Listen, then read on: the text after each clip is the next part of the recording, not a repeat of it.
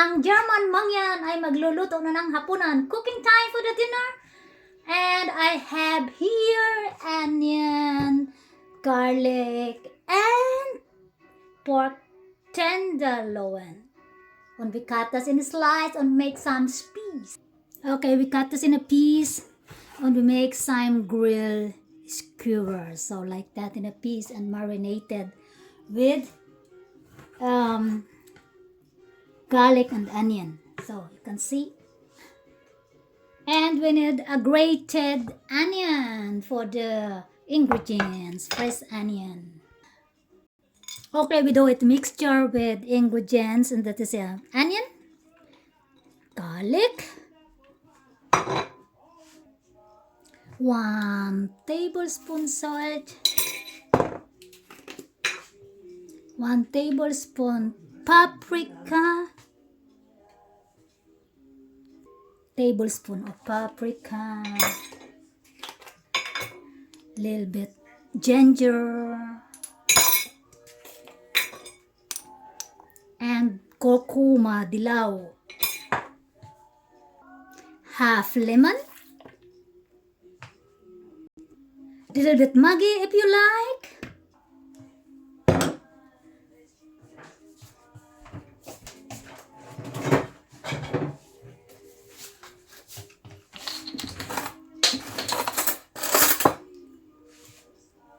and 1 big tablespoon soy sauce for marinating.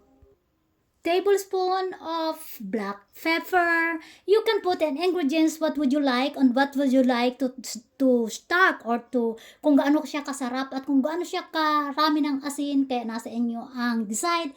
That is your decision, but how many ingredients would you like to put, and I put what we like because we don't like lots of salt. And now have a little bit Greek basil, dried parsley, and little bit oregano, Italian oregano. That is the mixture of all my ingredients for my tenderloin skewered. And we mix it. So we put the meat. So okay, you can see, put the meat and mix it. I do it with my hands because my hand is clean.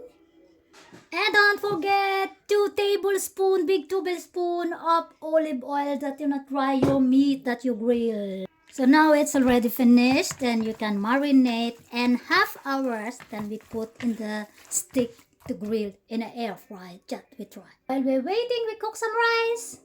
Okay, while we're waiting with the rice and with the meat for ingredients to make some peas or some tuhugin natin ay gagawa tayo ng salad, vegetable salad, pipino, Roma salad, paprika, bell pepper big, tomatoes, onion, and salad more. Okay, we slice this pipino or cucumber, so you can see we make like spaghetti. I use this for like spaghetti that we stripe to make it. That's the result that I make it this stripe cucumber and red apple for the salad. So you can see here. So here's the stripe red one.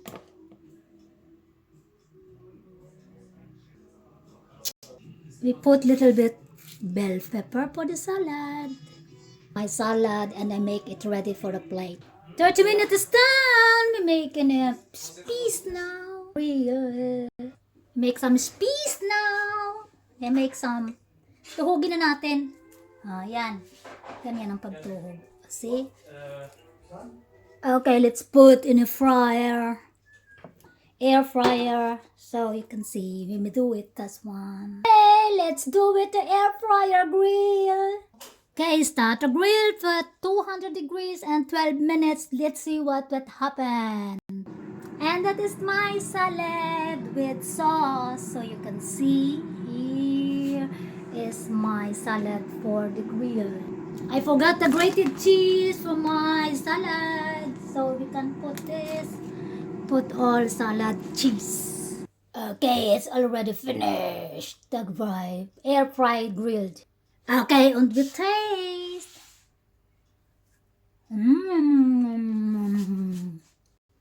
And that is my dishes today. And we put some rice and with the grilled tenderloin pork. Okay, it's finished. That it's time to dinner. We put a little bit chives for the decoration. Okay, thank you guys.